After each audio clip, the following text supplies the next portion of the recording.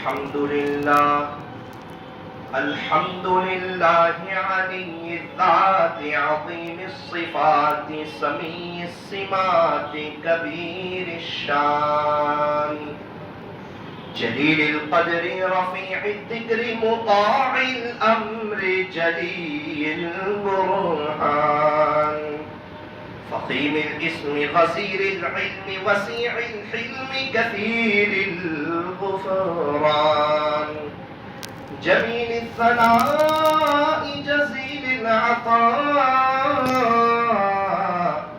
مجيب الدعاء عميم الإحسان سريع الحساب شديد العقاب أليم العذاب عزيز السلطان ونشهد أن لا إله إلا الله وحده لا شريك له في الخلق والأمر ونشهد أن سيدنا وسندنا ومولانا محمدا عبده ورسوله المبعوث إلى الأسود والأحمر المنعوت بشرح الصدر ورفع الذكر صلى الله عليه وعلى آله وأصحابه الذين هم خلاصة العرب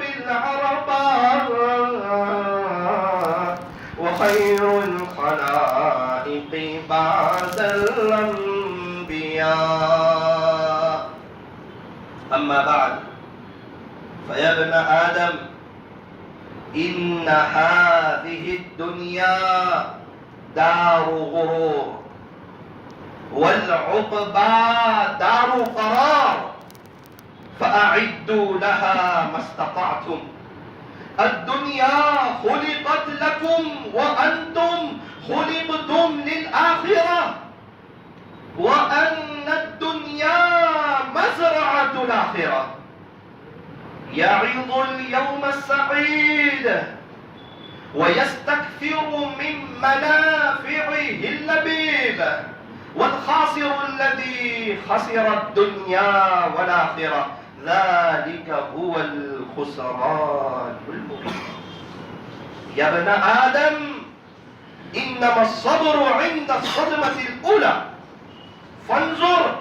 إلى الدهر تجده 3 أيام يوم مضى لا ترجوه ويوم حضر لا تزيد ويوم يجيء لا تأمنه فليس في يديك شيء يا مسكين وإياك وطول الأمل واتقوا يوما ترجعون فيه إلى الله وقال عليه الصلاة والسلام كن في الدنيا كأنك غريب أو عابر سبيل وقال الله تبارك وتعالى في القرآن المجيد والفرقان الحميد بل تؤثرون الحياة الدنيا والآخرة خير وأبقى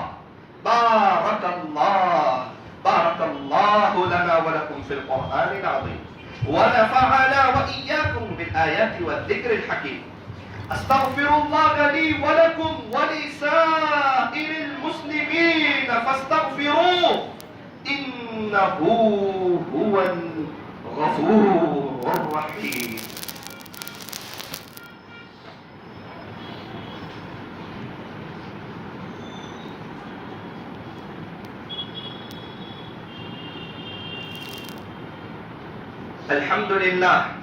الحمد لله رب العالمين حمدا كثيرا طيبا مباركا فيه كما يحب ويرضى أشهد أن لا إله إلا الله وحده لا شريك له وأشهد أن محمدا عبده ورسوله صلى الله عليه وعلى آله وأصحابه وبارك وسلم تسليما كثيرا أما بعد فأعوذ بالله من الشيطان الرجيم.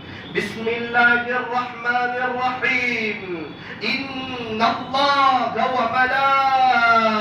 وملائكته يصلون على النبي يا أيها الذين آمنوا صلوا عليه وسلموا تسليما. اللهم صل وسلم وبارك على سيدنا محمد بن عبد الله وعلى آله وأصحابه وأتباعه وأزواجه وذرياته وبارك وسلم تسليما كثيرا كثيرا.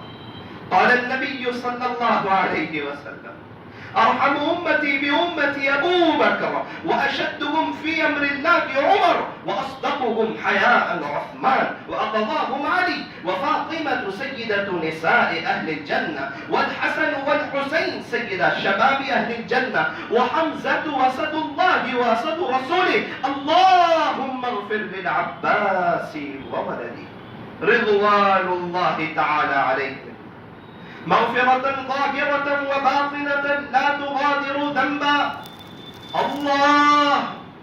الله في أصحابي لا تتخذوهم غرضا من بعدي، فمن أحبهم فبحبي أحبهم، ومن أبغضهم فببغضي أبغضهم، وخير القرون قرني ثم الذين يلونهم ثم الذين يلونهم. اللهم أعز الإسلام والمسلمين. اللهم أعنا على غمرات الموت وسكرات الموت. اللهم بارك لنا في الموت وفيما بعد الموت. اللهم اختم لنا بحسن الخاتمة. اللهم اغفر لجميع أمة محمد صلى الله عليه وسلم. اللهم افتح أقفال قلوبنا بذكرك، وأتمم علينا بنعمتك، وأسبغ علينا من فضلك، واجعلنا من عبادك الصالحين. اللهم آتنا أفضل ما تؤتي عبادك الصالحين. اللهم ثبت قدمي يوم تزل فيه الأقدام. اللهم أغننا بالعلم وزينا بالحلم، وأكرمنا بالتقوى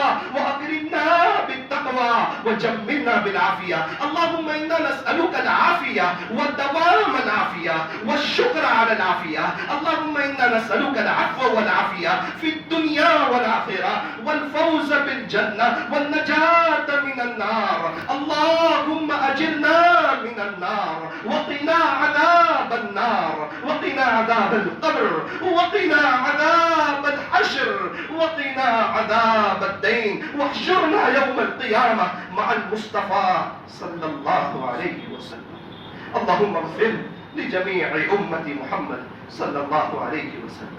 اللهم اغفر للمؤمنين والمؤمنات والمسلمين والمسلمات الأحياء منهم والأموات برحمتك يا أرحم الراحمين. والحمد لله رب العالمين. أعوذ بالله من الشيطان الرجيم. إن الله يأمر بالعدل والإحسان وإيتاء ذي القربى وينهى عن الفحشاء والمنكر والبغي يعظكم لعلكم تذكرون. فاذكروني أذكركم واشكروا لي ولا تكفرون.